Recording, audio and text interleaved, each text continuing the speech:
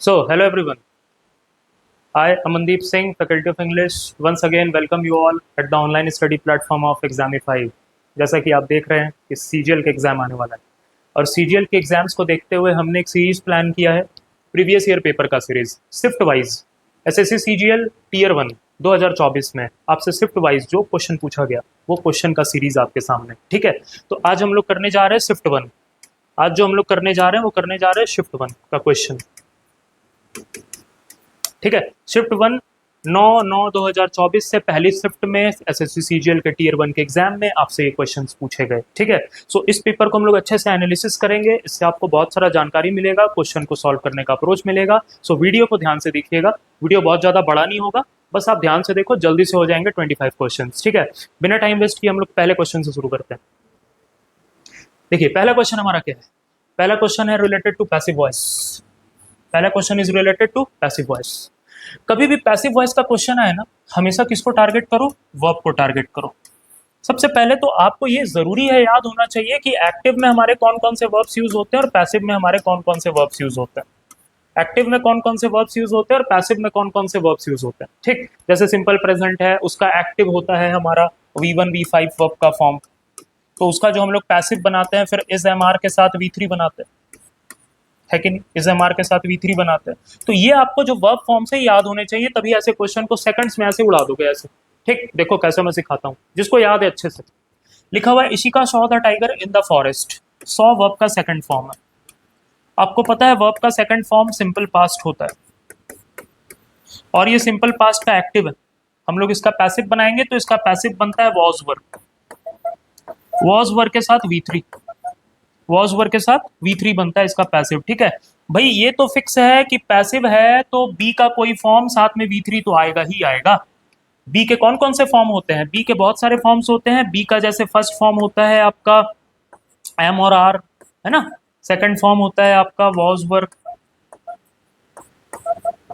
ठीक है, third form होता है आपका बीन, फोर्थ फॉर्म होता है आपका बींग और फिफ्थ फॉर्म जो होता है आपका वो होता है इज। ठीक है, इधर साइड पे मैंने लिख दिया इज। तो ये सारे बी के फॉर्म्स होते हैं। तो आप जब भी सिंपल पास्ट या किसी का भी पैसिव बनाओगे ना, उसमें बी प्लस V3 जरूर दिखेगा, बी प्लस V3 आना ही होगा। देखो कैसे बनाइए स्ट्रक्चर, मैं भी बता देता हूँ स्ट्रक्चर कैसे बना। हर चीज लॉजिकल है, ध्यान से समझने वाला है। सिंपल पास्ट का मतलब होता है वर्ब का सेकंड फॉर्म, तो हमने बी का सेकंड फॉर्म उठाया वॉज वर्ब, तो हो गया सिंपल पास्ट। प्लस हमें पैसिव बनाना है तो बी के किसी फॉर्म के साथ V3 चाहिए, तो V3 के लिए हमने V3 लगा दिया, बी के साथ V3 बन गया। वॉज वर्ब बी का सेकंड फॉर्म हो गया, सिंपल पास्ट हो गया, साथ में V3 लग गया, पैसिव भी बन गया वॉज वर्ब के साथ V3। है कि ना आसान। अब देखो यहाँ पर 100 भी वर्ब का सेकंड फॉर्म है, तो इसका जब पैसिव कन्वर्ट करोगे तो वॉज वर्ब प्लस V3 आएगा। आप वही ऑप्शन खोजो ना जिसमें वॉज वर्ब प्लस V3 है, इसलिए मैंने कहा वर्ब को टारगेट करो, वर्ब को टारगेट करो। देखो यहाँ पर क्या वॉज वर्ब प्लस V3 है, द टाइगर सॉ, यहाँ पर वॉज वर्ब प्लस V3 नहीं, ये ऑप्शन होगा नहीं। अगले क्वेश्चन में द टाइगर वॉज सीन, ये हो सकता है। अगले ऑप्शन में लिखा है द टाइगर वॉज सीन, ये हो सकता है। क्वेश्चन 4 पे लिखा है द टाइगर सीज, ये बिल्कुल नहीं होगा भाई, कहाँ पास्ट कहाँ प्रेजेंट, पॉसिबल ही नहीं। ठीक, अब देखो ध्यान से, the tiger was seen, the tiger was seen, ये दोनों बात तो सेम हो गया। अब द टाइगर, तो अब टाइगर यहाँ पर ऑब्जेक्ट था तो वो तो सब्जेक्ट बनेगा ही पैसिव में, और वर्ब चेंज हो गया। अब बचा इसी का बाई प्लस इसी का में चेंज हो जाएगी और इन द फॉरेस्ट लिखना है। तो भाई मीनिंग देखो ना, the tiger was seen by Ishika, Ishika के द्वारा टाइगर को देखा गया। The tiger was seen by the forest, क्या फॉरेस्ट के द्वारा टाइगर को देखा गया, कभी नहीं, इशिका के द्वारा टाइगर को देखा गया। ऑप्शन 2 बिल्कुल सही होगा। बोलो वर्ब का फॉर्म अगर याद है तो ये सब क्वेश्चन फिर क्या ही है, ऐसे हो जाएगा ऐसे। ठीक है, तो वर्ब के फॉर्म्स याद रखो एक्टिव पैसिव के, और मेरे तरफ से ये अप्रोच ध्यान रखना कि हमेशा एक्टिव पैसिव के क्वेश्चन में पहले वर्ब को टारगेट करो। कभी कभी तो ऐसा हो जाएगा कि 3 ऑप्शन खत्म हो जाएंगे, वर्ब सही एक ही सही बचेगा, ये भी होगा। ठीक है, आने वाले एनालिसिस में आपको वैसे क्वेश्चंस भी देखने को मिलेंगे। ठीक है भाई, आते अगला क्वेश्चन क्या है। अगले क्वेश्चन में आपको सिनोनिम बताना है इन्यूएंडो का। इन्यूएंडो का सिनोनिम बताना है। इन्यूएंडो का मतलब क्या होता है, indirect remark, hint, indirect remark, और हिंट करना किसी पर, कोई इशारा करना, कोई हिंट करना, कुछ इंडिकेट करना। जैसे मल्टीपल चॉइस क्वेश्चन का आंसर कैसे बताते थे, मल्टीपल चॉइस क्वेश्चन का आंसर बताते थे, कितना होगा रे 2 3 क्लास में ऐसा किया करते थे, हैं। इनडायरेक्ट रिमार्क और हिंट, ठीक है, ये होता है इन्यूएंडो का मतलब। अब आपके सामने वर्ड लिखा है प्रॉस, क्रूड, रैक्ट एंड इंसिनुएशन। प्रॉस का तो मतलब होता है लैंग्वेज, मैं अलग मार्कर से लिख दूं कि आपको अच्छे से दिखे चीजें, ठीक है। मैं लिख देता हूं अलग मार्कर से, तो आपको अलग से अच्छे से चीजें दिखें। प्रॉस का मतलब होता है लैंग्वेज विथआउट पोयम या विच इज नॉट पोयम, ठीक है। ऐसा लैंग्वेज जो कि पोयम फॉर्मेट में नहीं है, ठीक है ना, विच इज नॉट पोयम। या पोएट्री के फॉर्म पे नहीं लिखा हुआ है, जो चीज पोएट्री या पोयम के फॉर्म पे नहीं लिखा हुआ है, ठीक है ना। पोयम के तरह अरेंज्ड नहीं है, ठीक है। ऐसे ही नॉर्मली कोई बात लिखा हुआ है वो प्रॉज होता है। क्रूड का मतलब क्या होता है? क्रूड का मतलब होता है समथिंग जो चीज अपने ओरिजिनल स्टेट पे है। कोई चीज अपने अभी ओरिजिनल स्टेज पे है। ओरिजिनल स्टेज पे कहने का मतलब आप ऐसे नहीं कहते क्रूड ऑयल है, क्रूड ऑयल कहते हो ना। तो क्रूड ऑयल क्या होता है? वो तेल अपनी ओरिजिनल कंडीशन पे होता है, वो तेल अपनी ओरिजिनल कंडीशन पे होता है, ठीक है। इस बात को ध्यान रखना है। रैग्ड का मतलब क्या होता है? रैग्ड का मतलब होता है टोन, ओल्ड एंड अनटाइडी। कोई चीज अनटाइडी है, कोई चीज गंदा है, ठीक है। कोई चीज फटा हुआ है, जैसे किसी के कपड़े गंदे हैं, फटे हुए हैं, अनटाइडी है, तो उस सिचुएशन में रैग्ड वर्ब यूज होता है, रैग्ड वर्ड आपका यूज होता है। और यहाँ पर जो आंसर होने वाला है वो बिल्कुल होने वाला है इंसिनुएशन, क्योंकि आपको पता है रैग्ड से कोई मतलब नहीं इस वर्ड का, क्रूड से कोई मतलब नहीं, प्रॉस से कोई मतलब नहीं। जो मतलब बन रहा है वो इंसिनुएशन से ही बनेगा। इंसिनुएशन का भी मतलब होता है कुछ इंडिकेट करना, कुछ हिंट करना। इस बात को आप ध्यान रखेंगे। सिंपल। आते हैं अगले वर्ड। ये वर्ड आपको याद हो जाना चाहिए। वर्ड याद था नहीं पहले से, ये बड़ा मैटर नहीं, अब याद हो जाना चाहिए। अगला लिखा हुआ है spy family is a graphic. पहले पूछ क्या रहा है? Option that can substitute. Substitute करना है आपको अंडरलाइन सेगमेंट को। मतलब ये जो अंडरलाइन सेगमेंट है इसकी जगह पे हम क्या लिख सकते हैं बिना मीनिंग चेंज किए? So spy family is a graphic novel है एक। That is a narrative work in which the story is conveyed to the reader using uninterrupted art in a traditional comic format. मतलब uninterrupted art को बताया गया है comic format में। अब uninterrupted art को इसमें से कौन सा फ्रेज रिप्लेस कर सकता है बिना मीनिंग चेंज किए?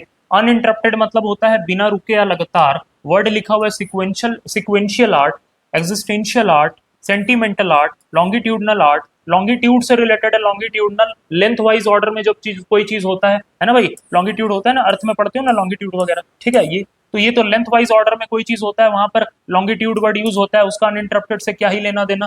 सेंटिमेंटल, सेंटिमेंटल का मतलब तो इमोशन से रिलेटेड है, सेंटिमेंटल हो गया। इस वर्ड का क्या ही लेना देना अनइंटरप्टेड से। एग्जिस्टेंशियल, एग्जिस्ट करने से रिलेटेड है, कोई चीज एग्जिस्ट कर रहा है, ठीक है। कोई चीज एग्जिस्ट कर रहा है, एग्जिस्टेंस से रिलेटेड है, उस वर्ड का इससे क्या ही लेना देना। कोई चीज अनइंटरप्टेड है मतलब बिना रुके है, इसका मतलब वो चीज सिक्वेंशियल है, लगातार है, कॉन्टिन्यूअस है। कितना सिंपल था यार। थोड़ा सा लॉजिकल रहोगे ना, काम आसानी से हो जाएगा, ठीक है। थोड़ा सा खाली लॉजिकल रहना है, बड़ा ही सिंपल क्वेश्चन आता है, एकदम टेंशन नहीं लेना, ठीक है ना। बस ध्यान से अप्रोच देखते जाओ, क्वेश्चन को टैकल कैसे करना है। अगला क्वेश्चन देखो, बहुत ही अच्छा सिनोनिम आपसे पूछा गया है। सिनोनिम पूछा गया है फैटल का। फैटल का मतलब क्या होता है? फैटल का मतलब होता है हार्मफुल, समथिंग हार्मफुल, समथिंग घातक, हानिकारक, ठीक है। समथिंग लीथल, ये वर्ड आपसे बहुत पूछा जाता है एग्जाम में, लीथल है ना, समथिंग हार्मफुल, समथिंग फैटल। तो यहाँ पर जो आपका आंसर बनेगा ना, आप देख रहे हो ना, कुछ चीज घातक होता है वो आपको डेड कर देगा। थोड़ा सा लॉजिकल रहोगे, काम आंसर आसानी से हाथ में आ जाएगा। और डेड से कौन सा वर्ड रिलेटेड है? डेडली। आंसर डेडली बनेगा, एडिशनल नहीं बनेगा। एडिशनल का मतलब तो एक्स्ट्रा होता है। जॉवियल का मतलब क्या होता है? जॉवियल मतलब हैप्पीनेस, खुशी से रिलेटेड वर्ड है ये। He was in a jovial mood, बड़ा खुश है भाई, ठीक है, हैप्पीनेस से रिलेटेड है। इजी का मतलब कौन नहीं जानता है? आंसर क्या बनेगा? डेडली। आंसर क्या बनेगा? डेडली, ठीक, बढ़िया। चले नेक्स्ट क्वेश्चन पे। नेक्स्ट क्वेश्चन क्या है हमारा? Identify the segment contains the error. कहां पर एरर है? Mister Avinash and his family have received no information. No information, ठीक है, no information about the incident, ठीक। भाई कहाँ दिक्कत है? साफ साफ दिक्कत है। इंफॉर्मेशन जो होता है ये अब्स्ट्रैक्ट नाउन, अनकाउंटेबल नाउन होता है। अनकाउंटेबल नाउन को हम लोग प्लूरल नहीं बनाते, उसमें एस ई एस नहीं लगाते। अब तुम ही बताओ, वाटर में एस ई एस लगा के वाटर का प्लूरल करोगे क्या? वाटर अनकाउंटेबल नाउन है ना।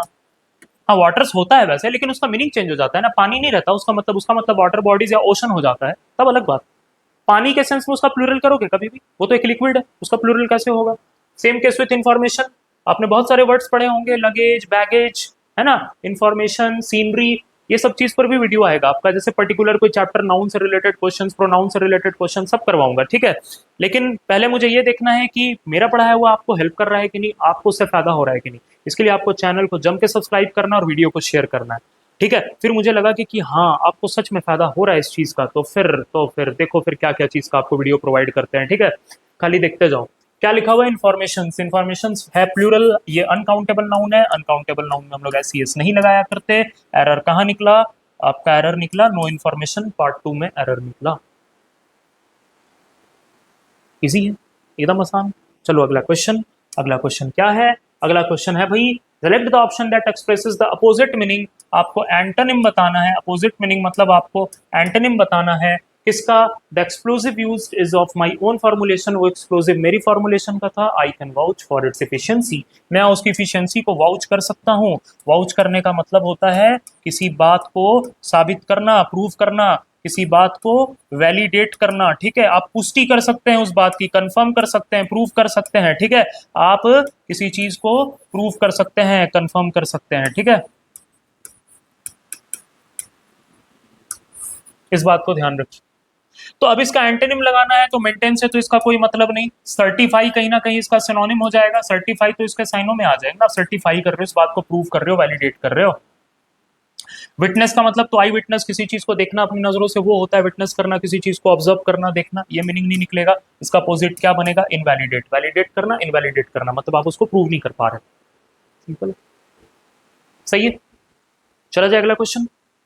भाई जहां कोई दिक्कत हो एक बार वीडियो को खाली पॉज करना और पीछे जाके देखना, एकदम सब चीज क्लियर हो जाएगा एकदम बढ़िया से, ठीक है ना, कोई दिक्कत नहीं होने वाला।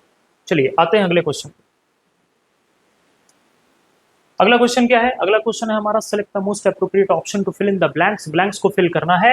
Vinod had a dash escape in the car accident. बड़ा सिंपल क्वेश्चन है, ट्रिक बता रहा हूं डायरेक्ट, ऐसे क्वेश्चन एग्जाम में आ गया तो ऐसे उड़ा देना। लिखा हुआ है कार एक्सीडेंट कोई नेगेटिव चीज, कार एक्सीडेंट एक नेगेटिव बात है, और यहाँ लिखा हुआ है एस्केप, यहाँ लिखा हुआ है नैरो, बस चुपचाप लगा दो। आपका एक फ्रेज होता है, आपका एक फ्रेज होता है नैरो एस्केप। नैरो एस्केप का मतलब होता है किसी चीज से बाल बाल बचना, किसी चीज से बाल बाल बच गए आप, आपको चोट लग जाता लेकिन आप बच गए, ठीक है। और बाल बाल आप किसी नेगेटिव चीज से ही बचते हैं, किसी अच्छी चीज से नहीं बचते। तो वही बोल रहा हूँ, आगे कुछ नेगेटिव लिखा हो, यहाँ एस्केप लिखा हो, नैरो ऑप्शन में हो, दूसरे ऑप्शन को देखना भी मत, सीधा नैरो एस्केप टिक करके आना। ये एक फ्रेज होता है जिसका मतलब होता है बाल बाल बच गए आप, ठीक है। बड़ा इजी हो गया, ऐसे क्वेश्चंस आते रहते हैं एग्जाम में, डायरेक्ट उड़ाओ डायरेक्ट, ठीक है। आ जाओ अगले क्वेश्चन पे। अगला क्वेश्चन है भाई इनकरेक्टली स्पेल्ड वर्ड बताना। पहला वर्ड लिखा हुआ एम्बैरेस। एम्बैरेस का स्पेलिंग गलत है क्या, वैसे एम्बैरेस का मतलब क्या होता है, to make somebody feel ashamed, to make somebody feel ashamed, ये मतलब होता है एम्बैरेस का। और एम्बैरेस का स्पेलिंग बिल्कुल सही है, EMBARASS, एम्बैरेस बिल्कुल सही है। कॉनोसर, कॉनोसर कौन होते हैं, ये वन वर्ड सब्स्टिट्यूशन में आपसे बहुत पूछा जाता है ना। वन हु knows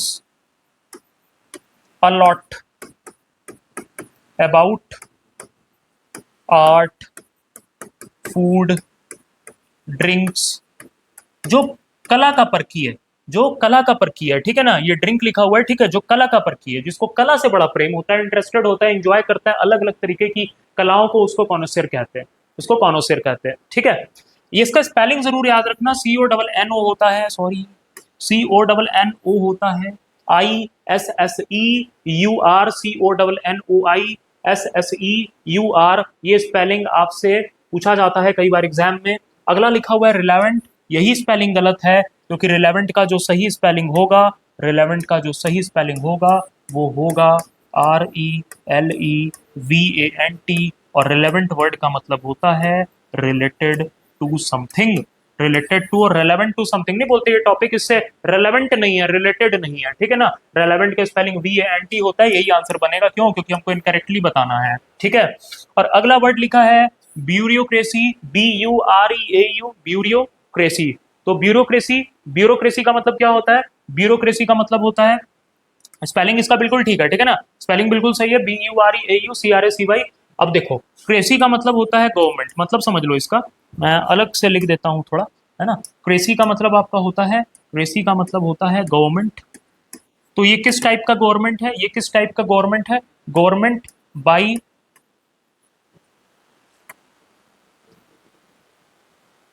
बाई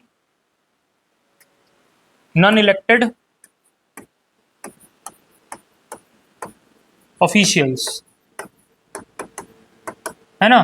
कई सारे ऑफिशियल्स जहां बिना इलेक्टेड काम करते हैं ना, कई सारे ऑफिशियल्स जो गवर्नमेंट को चला रहे बिना इलेक्टेड, ठीक है ना भाई। वैसे गवर्नमेंट को हम लोग ब्यूरोक्रेसी कहते हैं, ब्यूरोक्रेट कहते हैं, ठीक है। कई सारे ऑफिशियल्स का शासन, ऑफिसर्स का शासन जो कि इलेक्टेड नहीं है, ठीक है, ब्यूरोक्रेसी कहते हैं उसको, ठीक है। अजय आगे, आगे लिखा हुआ है। अगले क्वेश्चन पे आते हैं भाई। अगला क्वेश्चन है अप्रोप्रिएट सिनोनिम बताना है किसका, अंडरलाइन वर्ड का। अरे भाई सेंटेंस के साथ दिया है इस बार, ठीक है। We had better watch our step and not give him any excuse to harass us further, ठीक है। हमें उसे मौका नहीं देना है कि वो हमें आगे हरास कर पाए। हरास करने का मतलब क्या होता है भाई, हरास एक नेगेटिव वर्ड है। हरास का मतलब क्या होता है, किसी को परेशान करना, किसी को परेशान करना, किसी को वरी करना, है ना भाई। सारे नेगेटिव मीनिंग होते हैं, किसी को एनॉय करना, परेशान करना, है ना, वरी करना, ये सारे मीनिंग होते हैं हरास करना, ठीक है भाई। पहला वर्ड लिखा है बिट्रेल। बिट्रेल का मतलब क्या होता है, बिट्रेल का मतलब क्या होता है, बिट्रे का मतलब होता है किसी को धोखा देने के सेंस में, बिट्रे करने के सेंस में, डिसीव करने के सेंस में, है ना, डिसीव करने के सेंस में, चीट करने के सेंस में, किसी को धोखा देना, किसी के साथ धोखागिरी कर देना, बिट्रे कर देना किसी को, बिट्रेल वर्ड उससे रिलेटेड, बिट्रे, ठीक है। चीट करना, डिसीट भी याद रखिए आप, जो वर्ड्स आपको अलग से दे रहा हूं वो याद रखने हैं। डिसीव, डिसीड, चीट, सब इसका मतलब होता है किसी को धोखा देना, ठीक, धोखा देने से रिलेटेड। अगला वर्ड है रैलिश। रैलिश का मतलब क्या होता है, रैलिश का मतलब इंजॉय करने से रिलेटेड होता है। रैलिश का मतलब इंजॉय, खुशी से इंजॉय करना किसी चीज को, है ना, इससे रिलेटेड होता है। जितने मीनिंग बता रहा हूं ध्यान रखिएगा, ठीक है भाई।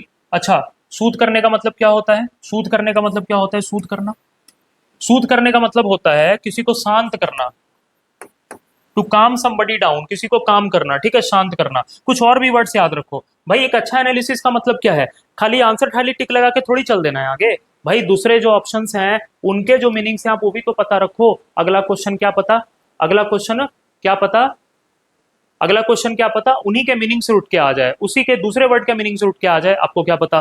तो इससे रिलेटेड कुछ वर्ड्स आपको दे रहा हूं सूद से रिलेटेड। जैसे आप एक वर्ड याद रखो पैसिफाई, वर्ड याद रखो क्या, पैसिफाई। अच्छा, एक वर्ड और क्या याद रखो, मॉलिफाई। ये सारे वर्ड्स का मतलब क्या होता है, ये सारे वर्ड्स का मतलब होता है किसी को शांत करना, ठीक है, किसी को शांत करना, ठीक है, किसी को शांत करना, किसी को शांत करना, ठीक है, काम करना, पैसिफाई करना, मॉलिफाई करना, ठीक है। ध्यान रखना इस बात को। अगला वर्ड क्या लिखा है, इंटीमिडेट। देखो ये वर्ड आया कहां से, ये वर्ड तुमको आज के बाद याद नहीं करना पड़ेगा। ये वर्ड कहां से आया, ये वर्ड आया टिमिड से। क्या है इसमें, टिमिड। टिमिड का मतलब ही क्या होता है, टिमिड का मतलब ही होता है डरपोक, ठीक है ना, डरा हुआ है, डरपोक, ये होता है टिमिड का मतलब। टिमिड का मतलब होता है कोवर्ट टाइप, डरपोक, ठीक है। अब इंटिमिडेट का मतलब क्या हो जाता है, किसी को डराना या फ्राइटन करना। ये वर्ब हो जाएगा इंटिमिडेट, जिसका मतलब होगा किसी को डराना, to frighten somebody, to frighten somebody. अब तुम सोचो कि वो जो हैरास वर्ड है वो किस मीनिंग से जाके आपका कनेक्ट होगा। धोखा देने से रिलेटेड, हरास करने का मतलब परेशान करना या डराने से रिलेटेड हो सकता है, धोखा देना उसका मतलब होता नहीं है। इंजॉय तो पॉजिटिव वर्ड है, होगा नहीं। सूथ आपका पॉजिटिव वर्ड है, होगा नहीं। आपको सिनोनिम बताना है, आंसर क्या निकलेगा, इंटिमिडेट। किसी को हरास करने का मतलब किसी को परेशान करना, डराना भी हो सकता है, इसको बात को आपको ध्यान रखना है, ठीक है। सो वर्ड निकलेगा हमारा इंटिमिडेट, आंसर निकलेगा 4, ठीक है। तो ये हो गया हमारे इस क्वेश्चन का आंसर। मूव करते हैं हम लोग अगले क्वेश्चन की ओर।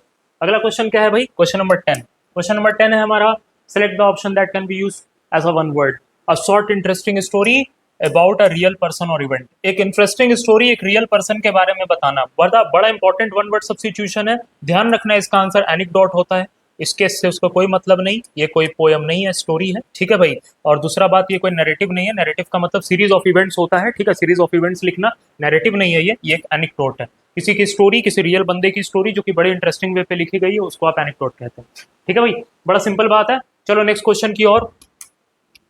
अगला क्वेश्चन है, सी इज, क्या बताना है, one word substitution. She is proficient in speaking many languages, जो कि मैनी लैंग्वेजेस बोल सकती है, ठीक। प्रोफिशिएंट है मतलब, प्रोफिशिएंट मतलब एकदम एक्सपर्ट। प्रोफिशिएंट का मतलब क्या होता है, एक्सपर्ट। और क्या वर्ड याद रख सकते हो, एडिप्ट, है ना, है ना। ये सारे वर्ड्स याद रख सकते हो, जो कि एक्सपर्ट है, एडिप्ट है, ठीक है ना भाई, एडिप्ट है अपनी फील्ड में, प्रोफिशिएंट, एकदम एक्सपर्ट, एकदम एक्सपीरियंस्ड, ठीक। अब लिखा हुआ है आगे मोनोलिथ। सबसे पहले तो मोनो का मतलब वन होता है। मोनो का मतलब क्या होता है? मोनो का मतलब वन होता है। और यहाँ पर मैनी लैंग्वेज, ये आंसर होगा ही नहीं, ये आंसर होगा ही नहीं।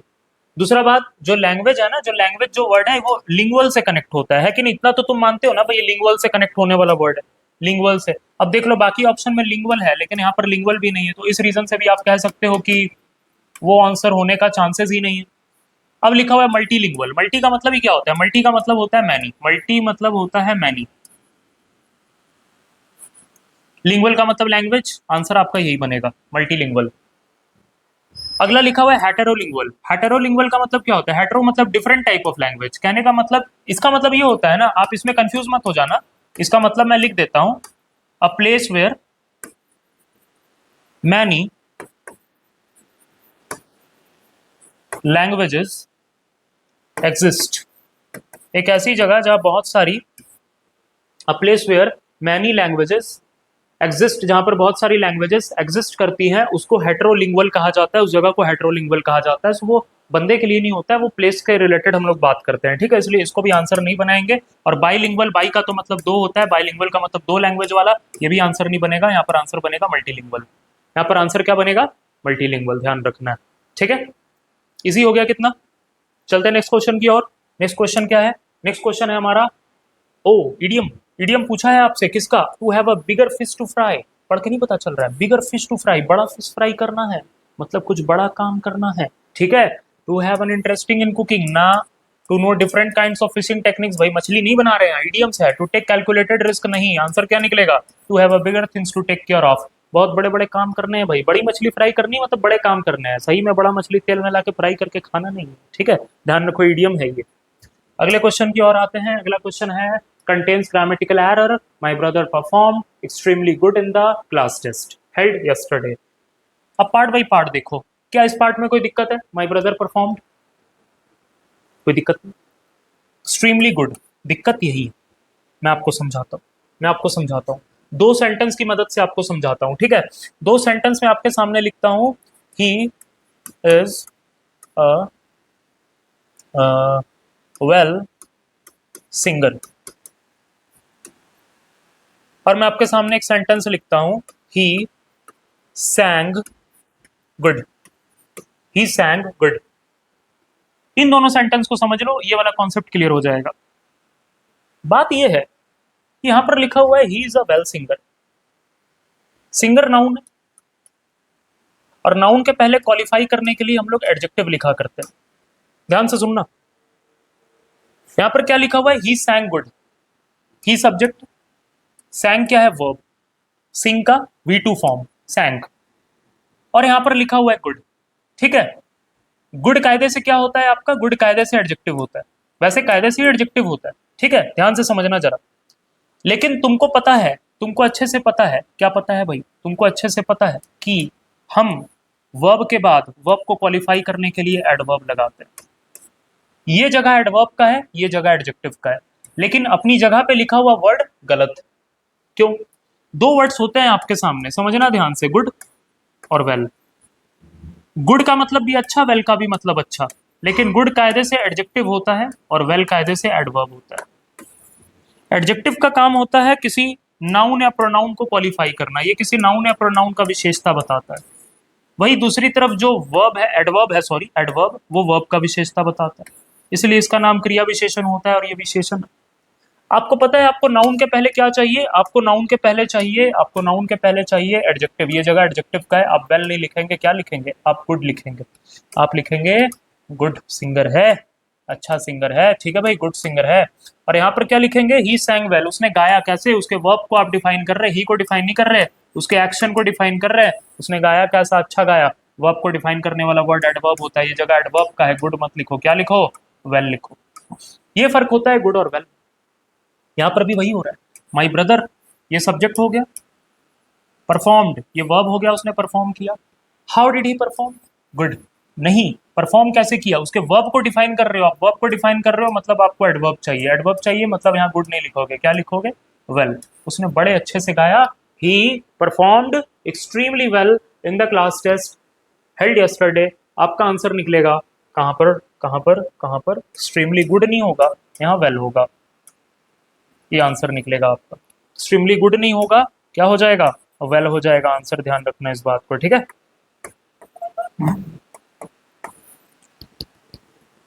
डन रहा, मूव करते हैं अगले क्वेश्चन की ओर। अगला क्वेश्चन क्या है भाई? अगला क्वेश्चन है हमारा, select the most appropriate synonym of the given word. Synonym बताना। चलिए, आपके सामने वर्ड लिखा हुआ है टॉक्सिक। देखो अभी जो थोड़ी देर पहले वर्ड आया डेडली वाला जिसमें हमने आंसर किया, ठीक है, टॉक्सिक का मतलब भी क्या होता है? वही होता है हार्मफुल, ठीक है, जो चीज डेडली, ठीक है, जो चीज क्या है भाई? डेडली है, जो चीज लीथल है। याद करो वहां पर तुम्हें मैंने एक एक्स्ट्रा वर्ड बताया था, लीथल। अब देख लो आज उसके ऑप्शन में लीथल ही आया है। किसी भी क्वेश्चन को एनालाइज करने का यही सही तरीका है कि उस क्वेश्चन में जितने वर्ड से आप उसको एनालाइज करो, वो वर्ड आगे जाके आपको काम आएगा ना। देखो लीथल मैंने वहां पर लिखा था, लीथल मैंने वहां पर आपको लिख के दिया था एक्स्ट्रा वर्ड में, लेकिन वो आज हमारा ऑप्शन बन के आ गया। अब आपको हेल्प करेगा, पता है आपको टॉक्सिक का मतलब हानिकारक, लीथल का मतलब हानिकारक होता है, सिनोनिम लगाना है, आंसर लीथल निकलेगा। लेकिन हम लोग बाकी वर्ड्स के भी मतलब देख लेंगे, तो कि फिर ये आगे जाके कहीं पर हेल्प कर दिए तो बाकी वर्ड्स के मतलब हम लोग जल्दी जल्दी एक बार देखते हैं भाई। अगला वर्ड आपका पहला वर्ड लिखा हुआ है लॉडेटरी। लॉडेटरी वर्ड आया है लॉर्ड से, है ना। लॉर्ड का मतलब होता है क्या? तारीफ करना। तो ये तारीफ करने से रिलेटेड वर्ड है, एक्सप्रेसिंग प्रेज। किसी का तारीफ कर रहे हो, ठीक है, आप किसी का तारीफ कर रहे हैं, एक्सप्रेसिंग प्रेज, ठीक है, एक्सप्रेसिंग प्रेज। अगला वर्ड लिखा हुआ है लैंकी। लैंकी का मतलब लंबा होता है, ठीक है, लंबा टाइप, लंबा पतला, ठीक है, टॉल टाइप, लंबा टाइप लैंकी होता है, ठीक। लेथल तो आंसर ही हो जाएगा। लूसिड, बड़ा ही इंपॉर्टेंट वर्ड भाई। लूसिड का मतलब होता है क्लियर, है ना, and easy to understand.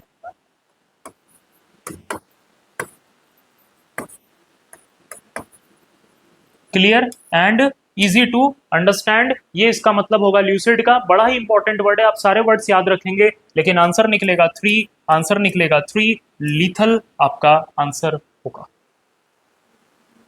Done रहा, मूव करते हैं नेक्स्ट क्वेश्चन की ओर। देखो देखते देखते 14 क्वेश्चन हो भी गए, 8-10 क्वेश्चन और बचे हैं। चलो क्या लिखा है? वन वर्ड बताना है, a person who likes to argue about others. Argue करता रहता है, जिसको लड़ना बहुत पसंद है। पहला वर्ड लिखा है रेटिसेंट। रेटिसेंट तो बोलता ही कम है ना। रेटिसेंट का मतलब क्या होता है? अल्पभाषी, जो कम बोलते हैं। एक वर्ड याद रखना, टेसीटर्न।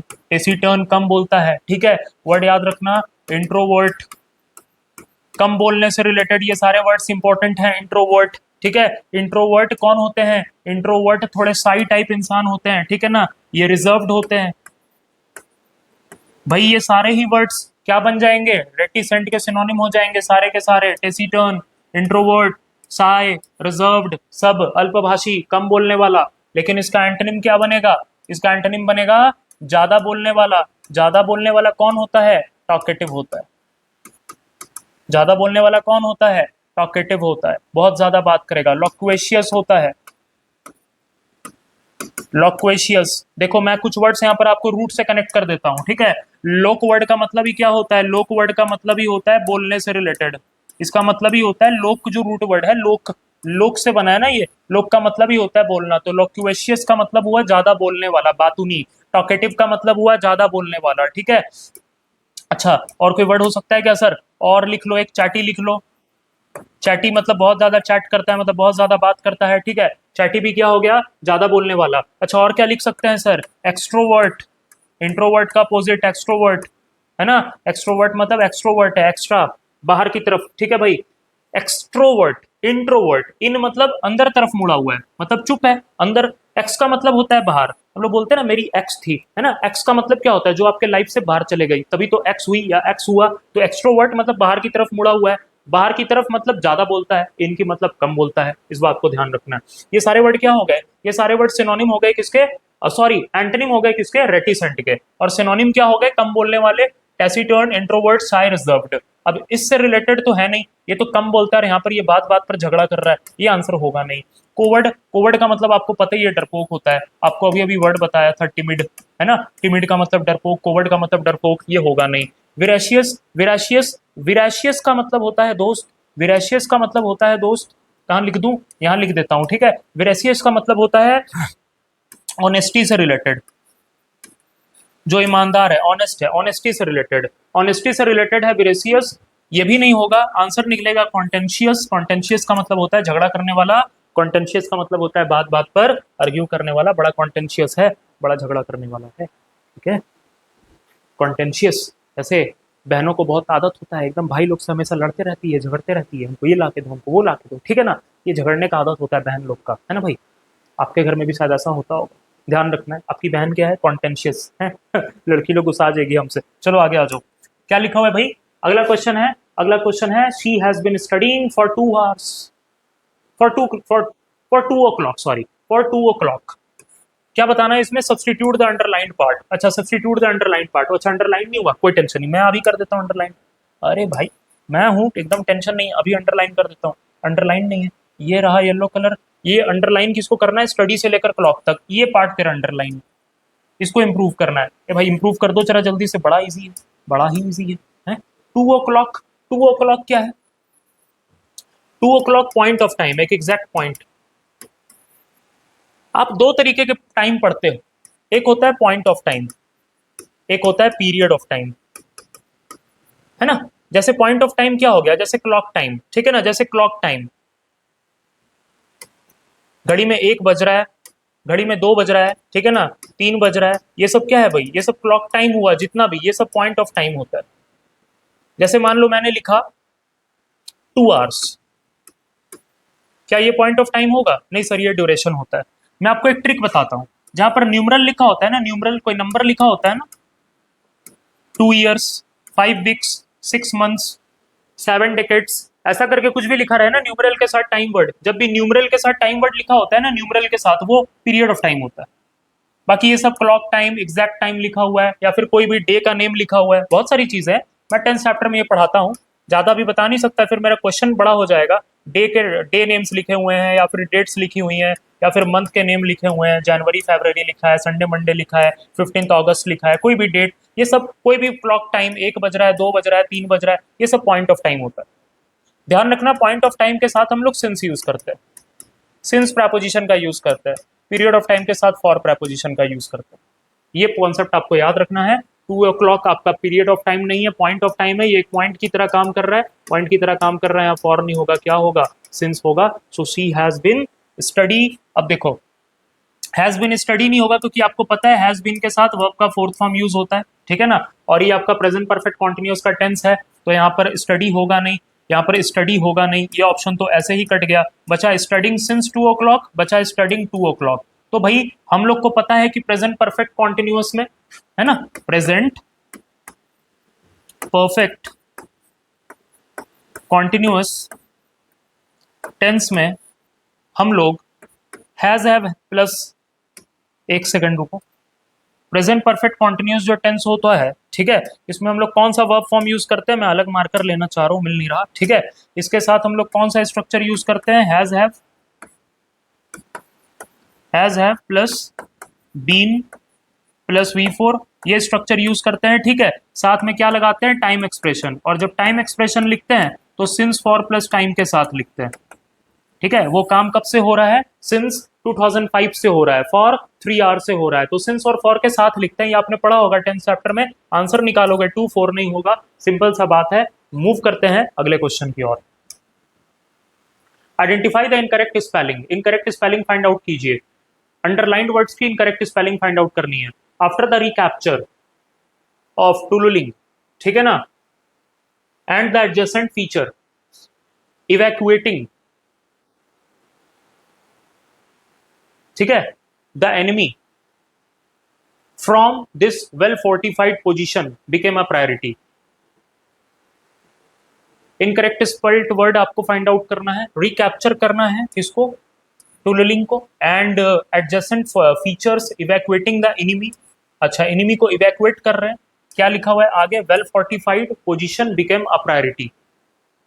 तो सिंपल सा बात है भाई, एनिमी को इवैक्यूएट नहीं कर रहे, एनिमी को वहां से क्या करना है भाई, वेल फोर्टिफाइड पोजीशन से उसको क्या करना है, हटाना है, ठीक है भाई। हटाने के सेंस में जो हम लोग वर्ड यूज करते हैं वो वर्ड यूज करते हैं इविक्टिंग, है ना, इविक्ट करना, इविक्ट से बनता है इविक्टिंग, इविक्ट,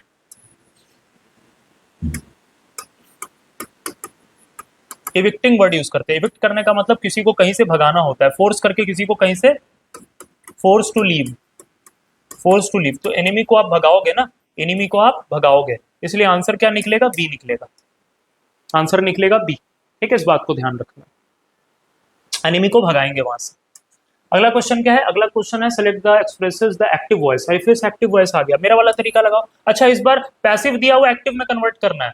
देखो, lovely tunes are composed by Dominica, ठीक है, तो यहाँ पर लिखा हुआ है आर कंपोज्ड। तुमको पता है कहीं पर भी बी प्लस वी थ्री का फॉर्मेट आ जाए, अभी मैंने बी के सारे वर्ब्स लिखे थे, is am are was were has have had, है ना, सॉरी सॉरी सॉरी, बी के फॉर्म्स क्या क्या होते हैं, फर्स्ट फॉर्म आपका होता है एम और are, second form was were अभी लिखा था, third form been, fourth form being, fifth form is. तो भाई कहीं भी बी प्लस वी थ्री आ जाए ना, वो पैसिव सेंटेंस होता है, तुम ट्रिक से भी याद रख सकते हो। अब हमको इसका क्या चाहिए, अब हमको इसका एक्टिव चाहिए। पहले तो ये सोचो ये पैसिव किसका है, is am are plus V three किसका पैसिव होता है पता है, सिंपल प्रेजेंट का। सिंपल प्रेजेंट का हम लोग जब एक्टिव लिखते हैं, सिंपल प्रेजेंट का जब हम लोग एक्टिव से पैसिव कन्वर्ट करते हैं, ठीक है, तो उसका जो एक्टिव लिखा जाता है ना, वो किस में लिखा जाता है, V1 V5 फॉर्म पे लिखा जाता है, और इसका पैसिव जो बनता है वो इज एम आर के साथ V3 बनता है। आपको पता होना चाहिए भाई, फॉर्मूला याद रखना पड़ेगा, फॉर्मूला याद रखना पड़ेगा। मैं पैसिव वॉइस की वीडियो डाल दूंगा, देख लेना, सारे फॉर्मूले बिना रटवाए ट्रिक से याद करवाऊंगा, लेकिन अभी नहीं करवा सकता ना, ये मेरा क्वेश्चन का वीडियो है, इसमें मैं पैसिव वॉइस नहीं पढ़ा सकता आपको, ठीक है ना भाई। तो क्या लिखा हुआ है, इज एम आर के साथ V3, V1 V5 का पैसिव क्या बनता है, इज एम आर के साथ V3। अब आपको पैसिव करना है, पैसिव से एक्टिव आना है, तो पैसिव इज एम आर के साथ V3 है, तो उसका एक्टिव क्या होगा फिर, V1 V5। उल्टा चल लो, उल्टा चल लो, हम क्या बोले, एक्टिव पैसिव के क्वेश्चन में हमेशा वर्ब को टारगेट किया करो, इतना जल्दी क्वेश्चन बनेगा कि तुम भी नहीं सोच सकते क्या हो गया, ठीक है। तो भाई यहाँ पर V1 V5 लगाना पड़ेगा। अब यहाँ पर लिखा हुआ है कॉम्पोज, ये तो V2 हो गया, ये ऑप्शन कट गया। यहाँ पर लिखा हुआ है कॉम्पोजेस, ये हो सकता है सर, ये कहाँ से आ गया लाइन बताओ, ये हो सकता है सर, ये हो सकता है कॉम्पोजेस, ठीक है। विल कंपोज भाई कभी नहीं होगा, हमको V1 V5 चाहिए। कॉम्पोज, डोमिका देख लो, डोमिनिका सिंगुलर है, कंपोज होगा नहीं। वैसे 2 और 4 आंसर में से होगा क्योंकि V1 V5 चाहिए। अब सिंपल सोचो, डोमिनिका सिंगुलर है, सिंगुलर के साथ सिंगुलर वर्ब लगाओगे, V1 आपका प्लूरल वर्ब है, ये लगेगा नहीं आंसर, सिंगुलर वर्ब लगेगा, Dominica composes. V5 singular verb क्योंकि डोमिनिका सिंगुलर है, ठीक है। आंसर आ गया चुटकियों में आपके हाथ में। तो वर्ब को आइडेंटिफाई करने में कितना फायदा है ये आप समझ रहे हैं, ठीक है, ये आप समझ पा रहे हैं। Done? Next question. Select the word which means the same as the group of words given. Unit of weight for precious stones. Precious stones के लिए unit of weight क्या होता है भाई, कितना इजी है, कितना इजी है? कैरेट, कैरेट होता है ना, गोल्ड का कैरेट होता है, ठीक है। प्योर नहीं होगा। रिलायबल का मतलब क्या होता है, रिलायबल का मतलब जिस पे आप रिलाई कर पाओ, ट्रस्टवर्दी जो होता है ना, ट्रस्टवर्दी, जिस पर विश्वास किया जा सके, ट्रस्टवर्दी आपका रिलायबल होता है, एक्यूरेट मतलब सही होता है। आंसर कैरेट निकलेगा यार, क्या ही है, क्या ही है ये सब, है क्या ही ये सब क्वेश्चन। आओ आगे, क्या लिखा हुआ है, नो अल्ट्रुइस्टिक। आपको क्या बताना है, synonym of the underlined word, है ना, सिनोनिम टू रिप्लेस करना है। अल्ट्रुइस्टिक, अल्ट्रुइस्टिक कौन होते हैं, जो दूसरों की हेल्प करते हैं, जो बड़े जेनरस लोग होते हैं, काइंड हार्टेड, परोपकारी, है ना, काइंड हार्टेड लोग, परोपकारी लोग, दूसरों की मदद करने वाले, ठीक है, अल्ट्रुइस्टिक होते हैं, अल्ट्रुइस्टिक होता है। आज पहले आपको वर्ड्स के मतलब बता दूं, यहाँ पर लिखा हुआ है फिलेंथ्रोपिक। देखो फिल जो वर्ड होता है ना, फिल, मैं रूट से बता देता हूं आपको। फिल वर्ड का मतलब होता है लव करना। एंथ्रोप वर्ड का मतलब होता है, एंथ्रोप का मतलब होता है ह्यूमन। भाई जो दूसरों की मदद करता है वो दूसरों से प्यार करता है, इसलिए तो उनकी मदद करता है। ये परोपकारी होते हैं, ये परोपकारी होते हैं, इनको बेनेवोलेंट भी कहा जाता है, इनको बेनिवोलेंट भी कहा जाता है ना। बेनिफैक्टर या बेनिवोलेंट आपने वर्ड सुना होगा, बेनिफैक्टर, बेनिवोलेंट, जो दूसरों के लिए अच्छी फीलिंग रखते हैं, अच्छा सोचते हैं, बेनिफैक्टर होते हैं, हेल्प करते हैं दूसरों की, काइंड हार्टेड होते हैं। आंसर आपका यही बनने वाला है, क्योंकि यही उसके मीनिंग को सही कर रहा है। अब बाकी के वर्ड्स देख लेते हैं। फैंटास्मल, फैंटास्मल का मतलब क्या होता है, फैंटास्मल का मतलब होता है something unreal, something imaginary. Phenomenal का मतलब होता है फिनोमिनल परफॉर्मेंस, फिनोमिनल का मतलब होता है इंप्रेसिव, कोई चीज बड़ा खूबसूरत, बड़ा ग्रेट और बड़ा इंप्रेसिव था, वो फिनोमिनल हो जाता है। और फोनोटिपिकल तो साउंड से रिलेटेड है, रिलेटेड टू साउंड्स, ये साउंड से रिलेटेड वर्ड है फोनो, है ना, फोन साउंड से रिलेटेड होता है। फोनोटिपिकल रिलेटिंग टू साउंड और फॉर्मेशन ऑफ साउंड्स, है ना, या साउंड को लेटर्स में लिखना, जैसे अल्फाबेट कहाँ से बने, साउंड से ही तो बने। ए क्या है, साउंड है, बी क्या है, साउंड है, तो ये फोनोटिपिकल चीज है, ठीक है भाई। तो वो सिंपल है आपका, ज्यादा उस पर ध्यान नहीं देना, आपका आंसर बनेगा फिलेंथ्रोपिक। अगला क्वेश्चन, ओह, अगला क्वेश्चन आ गया क्लोज टेस्ट। क्लोज टेस्ट तो आपका आता है 5 नंबर का, फिक्स है भाई। 5 नंबर का क्लोज टेस्ट सीजीएल के पीटी में, सीएचएसएल के पीटी में आता ही है, एमटीएस के पीटी में, है ना भाई। ये क्लोज टेस्ट तो आता ही है 5 नंबर का। चलो जल्दी से बनाते हैं। क्लोज टेस्ट को अटेम्प्ट करने का सबसे सही मेथड क्या है? मैं देखो कैसे क्लोज टेस्ट को बना रहा हूँ, ठीक है, मेरे साथ फॉलो करना। मैं पहले इसको पढ़ूंगा थोड़ा सा। मेरा टारगेट ये नहीं है कि मैं पहले ब्लैंक को फिल कर दूं, मेरा टारगेट ये है कि पहले मैं थोड़ा सा समझूं कि वो कहना क्या चाह रहा है, तभी तो मैं सही वर्ड लगा पाऊंगा। लिखा हुआ there is a saying that, एक कहावत है, coming events cast their shadows.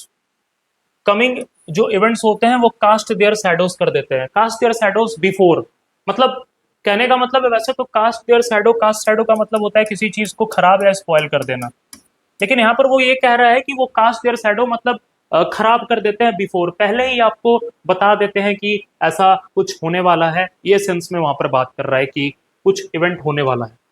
आगे क्या लिखा हुआ है, डैश है, फिर इसको फिल करना है। It is not universally true, यहाँ पर ये कहा जा रहा है कि लेकिन यूनिवर्सली ट्रू नहीं। Something can happen with in a second, कोई चीज विद इन अ सेकंड भी हो सकता है। एंड वन में नॉट डैश इट, और कोई इसको शायद डैश ना कर पाए। विद इन अ सेकंड हो सकता है मैं थोड़ी देर बाद मर जाऊं, मुझे क्या पता, ठीक है। some instances show that predictions based on certain signs have gone wrong। कभी कभी predictions गलत भी हो जाती है। अब मैंने जो यहाँ तक 3-4 लाइन 2 लाइन पढ़ा ना भाई, यहाँ पर हमको अंदाजा लग गया कि ये पैराग्राफ में बात किस चीज का कर रहा है। ये पैराग्राफ में बात किस चीज का कर रहा है कि कभी भी कुछ भी हो सकता है, इंडिकेशंस हमेशा नहीं मिलते, कुछ सेकंड्स में भी आपके साथ कुछ हो सकता है, आप उस चीज को प्रिडिक्ट नहीं कर सकते। ये मीनिंग कह रहा है भाई, ये कभी कभी प्रिडिक्शन भी गलत हो जाते हैं। आगे ऑप्शंस देखते हैं, ऑप्शंस क्या है। पहला है more over, therefore, further more, however. More over का मतलब तो एडिशनल और आगे का बात करते हैं, मोर ओवर इससे ज्यादा और क्या हुआ। देयरफॉर का मतलब तो रिजल्ट बताता है, देयरफॉर इसलिए ऐसा हुआ कुछ। फर्दर मोर, मोर ओवर लगभग सेम ही है, इससे आगे क्या। हाउएवर क्या बताता है, हाउएवर का मतलब होता है लेकिन। ये कोई कॉन्ट्राडिक्टरी बात करता है, ये कोई कॉन्ट्राडिक्टरी आइडिया को क्या करता है, कॉन्ट्राडिक्टरी आइडिया को कनेक्ट करता है। दो कॉन्ट्राडिक्टरी आइडिया। उसने मेहनत करी, उसने मेहनत करी लेकिन पास हो गया कि फेल हो गया, लेकिन फेल हो गया। मेहनत करने से पास होना चाहिए था, लेकिन मेहनत करने के बाद भी फेल हो गया। मेहनत करना पॉजिटिव बात, फेल हो गया नेगेटिव बात, दो बात हो गया कॉन्ट्राडिक्टरी, उसको कौन कनेक्ट करेगा, हाउएवर। और आपको अच्छे से पता है कि यहाँ पर भी बात तो कॉन्ट्राडिक्टरी है ना। यहाँ पर जो कहा जा रहा था, there is a saying that coming winds cast their shadows, पता चल जाता है पहले, लेकिन फिर वही कह रहा है it is not universally true, लेकिन यूनिवर्सली ट्रू नहीं है। एक बात पॉजिटिव कह रहा है, एक बात नेगेटिव कह रहा है, भाई कॉन्ट्राडिक्टरी है। हाउएवर लगाओगे, पहले का आंसर क्या बनेगा, पहले का आंसर बनेगा हाउएवर 4। क्लियर है। अगला सेंटेंस क्या था, अगला सेंटेंस था हमारा, अगला सेंटेंस था भाई something can happen with in a second and one में नॉट डैश इट। कोई इसको डैश नहीं कर सकता, भाई पढ़ के पता चल रहा है क्या लिखा हुआ है, लीगलाइज नहीं कर सकता। भाई यहाँ पर किसी चीज को लीगल या इलीगल नहीं करना, पहला बात तो ये, किसी चीज को यहाँ लीगल या इलीगल नहीं करना है। आगे लिखा है फोरसी, फोरसी का मतलब क्या होता है, प्रिडिक्ट करना किसी चीज को, किसी चीज को प्रिडिक्ट करना, किसी चीज का पहले पता लगाना। रिसाइंड का मतलब क्या होता है, रिसाइंड का मतलब कैंसिल कर देना या रद्द कर देना। भाई वर्ड नहीं सुने हो, एबॉलिश सुने हो कि नहीं, वर्ड नहीं सुने हो, एब्रोगेट, एब्रोगेट रद्द कर देना, किसी कानून को एबॉलिश कर दिया, कैंसिल कर दिया। आर्टिकल 370 रद्द कर दिया, रिसाइंड कर दिया, कैंसिल कर दिया, एबॉलिश कर दिया, एब्रोगेट कर दिया। भाई सारे वर्ड्स आपके लिए वेरी वेरी इंपॉर्टेंट है, ध्यान रखना जितने वर्ड्स दिए हैं आपको। अफेक्ट का मतलब प्रभाव करना, और वहां पर आपको पता है कि फ्यूचर में होने वाली चीजों के प्रिडिक्शन के बारे में बात किया जा रहा है, टेंशन लेना ही नहीं है। भाई क्या लगाओगे, फॉरसी लगाओगे, हंस के फॉरसी लगाओ, सोचना ही नहीं है, सॉरी पीछे जाना है ना हम लोग को, हंस के फॉरसी लगाओ, कोई टेंशन नहीं है। 2 में आगे लिखा हुआ है some instances so that predictions based on certain science have gone wrong, people generally say that natural calamities can be predicted by observing the animals. Animals को देख के बहुत बार लोगों को ये लगता है कि नेचुरल कैलेमिटीज आने वाली हैं, ये एनिमल्स को एनिमल्स से पता चल जाता है, क्योंकि आपको पता है एनिमल्स जमीन में जैसे कोई अर्थक्वेक आने वाला है तो एनिमल्स के पास ये पावर होता है कि वो अल्ट्रासोनिक वगैरह, आपने क्या क्या पढ़ा होगा, मैं तो भूल गया फिजिक्स, ठीक है भाई मेरे को याद नहीं, इंग्लिश में ऐसा घुसे कि सब कुछ भूल गए, ठीक है ना भाई। पर ध्यान रखना है, तुम लोग के लिए इंग्लिश में कुछ बेहतर करना है यार, और तुम लोग का फायदा कराना है, तुम लोग से बहुत सारा एग्जाम्स निकलवाना है, ठीक है। और तुम लोग को अगर फायदा हो रहा है तो जरूर से वीडियो को यार शेयर करना, ठीक है ना, और चैनल को जरूर से सब्सक्राइब करो और वीडियो को लाइक करो, ठीक है, एकदम मेरा बात मानना है, ठीक है। ऐसे आपको और भी सारे टेस्ट सीरीज वो कैप सब कुछ देते रहेंगे, ठीक है, आपको घर बैठे हेल्प होते रहे, यही हमारा टारगेट है, यही हमारा गोल है, ठीक है भाई। चलो क्या लिखा हुआ है, तो एनिमल से पता लग जाता है, एनिमल्स के कान ऐसे होते हैं उनको सुनाई दे जाता है, हमें नहीं पता चलता, इसलिए एनिमल पहले छटपटाने लगते हैं। कोई भी अर्थक्वेक आने वाला होता है ना, एनिमल्स पहले भागने लगेंगे, तो ह्यूमंस उनको देख के पता लगा लेते हैं कि अरे बेटा इधर उधर भाग रहे, जरूर कुछ होने वाला है, ठीक है। लेकिन क्या बोल रहा है, but what if animals are suffering from some disease and don't show any signs before the event appears, है ना। अगर एनिमल को सुनाई नहीं दिया, तो एनिमल में कोई डिजीज था, बहरा हो गया था, उसको नहीं सुनाई दिया, तो सही बात है भाई, सही बात है। ठीक है, they may fail to make peculiar sounds और actions about the events which are going to take place, जो होने वाले उस समय वो भी कुछ नहीं कर पाएंगे। आपको कैसे पता चलेगा फिर? Dash some unnatural calamities that likely to appear may forecast their shadows by some bad omens। Bad women's का मतलब क्या होता है? कुछ अशुभ संकेत, कुछ अशुभ संकेत, है ना। देखो, गुड ओमेन और बैड ओमेन, हमारी डेली लाइफ में ये वर्ड बड़ा यूज होता है। कुछ चीज शुभ हो गया, कोई चीज अशुभ हो गया। वैसे बिल्ली रास्ता काट गई तो अशुभ हो गया, है ना। छींक दिए तो अशुभ हो गया। ऐसे ऐसी कई सारी हमारी धारणा है, मान्यता है। मैं देखो यार, ये सब नहीं मानता, मैं बड़ा प्रैक्टिकल रहता हूँ यार। ठीक है, मैं सोचता हूँ कि बस मेहनत करना चाहिए, पढ़ाई करो अच्छे से। मैं पढ़ाता हूँ, मैं पढ़ाऊँ अच्छे से, आप पढ़ते हो, आप पढ़ो अच्छे से। थोड़ा भगवान को पूजा कर लेना है, ठीक है। जो भी आप मंदिर जाते हो, मस्जिद जाते हो, ठीक है भाई। मैं गुरुद्वारे जाता हूँ, या फिर जो भी है, सब भगवान तो एक ही है। बाकी जिसका जिसका मानने का तरीका, ठीक है। तो अपने भगवान को भाई मानते रहना है, और सब अच्छा ही होगा, ठीक है। तो ज़्यादा अंधविश्वास करके फायदा नहीं। खैर, हम लोग अपने टॉपिक पे वापस आते हैं। गुड ओमेन का मतलब शुभ होता है, बैड ओमेन का मतलब अशुभ होता है। ध्यान रखिएगा, शुभ और अशुभ का हिंदी बहुत लोगों को नहीं पता होता। शुभ और अशुभ का हिंदी गुड ओमेन और बैड ओमेन होता है। गुड ओमेन मतलब शुभ, और बैड ओमेन मतलब अशुभ। चलिए आ जाइए, तो ये सबसे पता चल जाता है। अब यहाँ पर मैं देखूं, यहाँ पर होगा क्या।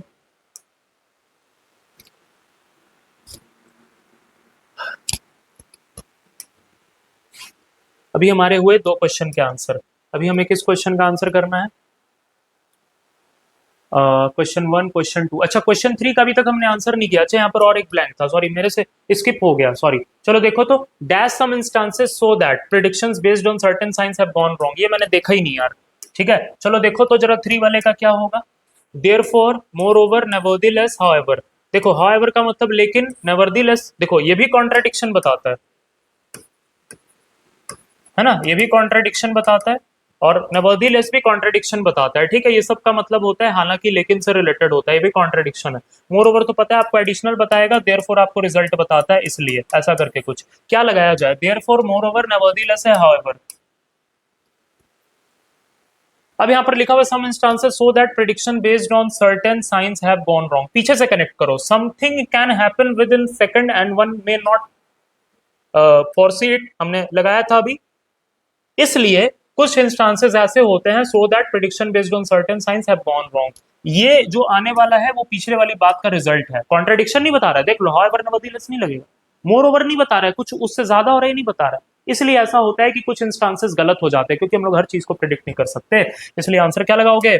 आंसर क्या लगाओगे? आंसर लगाओगे यहाँ पर देयरफॉर। ठीक है, आ जाओ। पॉइंट 4 पे हमने यहां तक पढ़ लिया था, बट व्हाट इफ एनिमल्स को भी अगर डिजीज हो गया, वो भी नहीं सुन पाए, ये सब हमने पढ़ लिया था। ठीक है, तो फिर about the events which are going to take place, dash some unnatural calamities that are likely to appear में forecast their shadows by some bad omens. ठीक है भाई, कुछ डैश कुछ अननेचुरल कैलेमिटीज हैं जो that are likely to appear, शायद appear हो सकती हैं, मे फोरकास्ट देयर शैडोज, वो फोरकास्ट कर सकती हैं शैडोज को, by some good bad omen, से कुछ अशुभ संकेत देकर। अब इस बात को भाई, ऑप्शन उसने क्या क्या दिया, हम लोग पढ़ के समझ पाएंगे। लिखा हुआ है बिसाइड्स। बिसाइड्स का मतलब क्या होता है? अच्छा, बिसाइड एक वर्ड होता है। बिसाइड का मतलब होता है बाई द साइड ऑफ, बगल में, बाई द साइड ऑफ, बगल में, है ना, by the side of. She sits beside me, मेरे बगल में बैठती है। ठीक है, बिसाइड्स नहीं होगा। बिसाइड्स का मतलब होता है एडिशनल, कुछ आप एक्स्ट्रा बता रहे हो किसी चीज के बाद में, इसके अलावा, है ना। हिंदी के अलावा और क्या जानते हो? इंग्लिश जानता हूं, अलावा। ठीक है, एडिशनल। सेकंडली का मतलब क्या होता है? फर्स्टली के बाद कुछ सेकंडली बताते हो, वहां पर फर्स्टली तो कुछ बताया ही नहीं गया, सेकंडली कहां से आएगा? देयरफॉर तो रिजल्ट बताता है, डिस्पाइट अपोजिट कॉन्ट्राडिक्शन बताता है, इन स्पाइट, है ना, इन स्पाइट ऑफ या फिर डिस्पाइट, ये सब प्रेपोजिशन होते हैं। ये सब क्या बताते हैं? ये सब कॉन्ट्राडिक्शंस बताते हैं। आपको पता है इंस्पाइट ऑफ बराबर ही क्या होता है? डिस्पाइट। इसलिए डिस्पाइट के साथ हम लोग ऑफ नहीं लगाते, इस बात को ध्यान रखना है। या तो इंस्पाइट ऑफ लिख लिया करो, या फिर डिस्पाइट लिख लिया करो।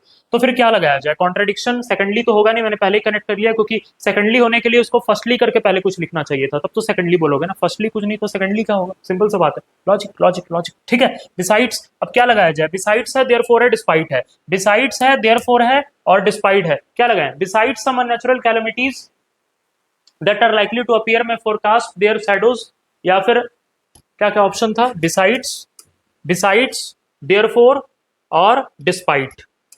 बिसाइड्स, देयरफॉर और despite. Therefore some natural calamities या डिस्पाइट, क्या लगाना चाहिए? जल्दी से सोचो तो, जरा पीछे से कनेक्ट करो। They may fail to make peculiar sounds, वो फेल हो जाते हैं, और actions about the events which are going to take place, animals को अगर डिजीज हो गया तो वो भी नहीं सुन पाएंगे। अब इसके अलावा बोल रहा है कि स्टेटमेंट डिस्पाइट करके अपोजिट बोल रहा है या फिर रिजल्ट बता रहा है, क्या कर क्या रहा है? डिस्पाइट होगा कि देयरफॉर होगा कि बिसाइड्स होगा? Besides some unnatural calamities, natural unnatural calamities के अलावा that are likely to appear में forecast their shadows by some bad omens. ठीक, आगे क्या लिखा हुआ है, पहले आगे भी थोड़ा पढ़ लेते हैं। Dash we should not completely cancel out the possibilities that animals can sense certain unnatural happenings. लेकिन एनिमल्स कुछ सर्टेन अननेचुरल हैपनिंग्स को प्रिडिक्ट भी कर सकते हैं, हमें हर पॉसिबिलिटी को कैंसल आउट नहीं कर देना चाहिए। तो क्या होना चाहिए, सोचो थोड़ा सा, फिर क्या लगाना चाहिए हम लोग को? वहां पर कुछ ये तो नहीं कह रहा, वहां पर कुछ कॉन्ट्राडिक्टरी बात तो नहीं कह रहा, और रिजल्ट तो बता नहीं रहा। वहां पर सही बात क्या होगा आपका? बिसाइड्स। ठीक है, वहां पर आपको बिसाइड्स लगाना पड़ेगा, क्योंकि वो क्या कह रहा है? बिसाइड्स सम मतलब नेचुरल कैलेमिटीज के अलावा, बिसाइड्स मतलब वो सम नेचुरल कैलेमिटीज के अलावा की बात कर रहा है, that are likely to appear. ठीक है, जो कि हो सकती है। मैं forecast their shadows by some bad omens, उसका कहने का मतलब है खाली नेचुरल कैलेमिटीज ही थोड़ी है, प्रिडिक्ट करना है तो बहुत सारी चीजों को प्रिडिक्ट कर सकते हैं। तो नेचुरल कैलेमिटीज के अलावा और भी कई सारी कैलेमिटीज हैं जिनको प्रिडिक्ट किया जा सकता है थोड़ा बहुत, बैड ओमेंस, अशुभ या शुभ संकेत को देख के। वो ये कहना चाह रहा है, बात समझ में आया? ठीक है, आगे क्या लिख रहा है? Dash we should not completely cancel out, इसलिए हमें सारी पॉसिबिलिटीज को कैंसल आउट नहीं कर देना चाहिए। जरा देखिएगा, कोई भी बात ना समझ में आए, खाली एक बार बैक करना, एक बार सुनना, दो बार सुनना, एकदम समझ में आ जाए। ठीक भाई, क्या लिखा हुआ है? वीडियो तेरे हाथ में, फोन तेरे हाथ में, है ना भाई? क्या लिखा हुआ है? हाउएवर, नेवरदीलेस, इसका मतलब बार बार हो गया। मोर ओवर और देयरफॉर, क्या लगेगा भाई? क्या लगना चाहिए? देयरफॉर रिजल्ट बताता है, मोर ओवर कुछ एडिशनल, नेवरदीलेस हाउएवर तो कॉन्ट्रडिक्शन बताता है। आ जाओ पीछे, क्या लिखा हुआ है? अब ये बात क्या है?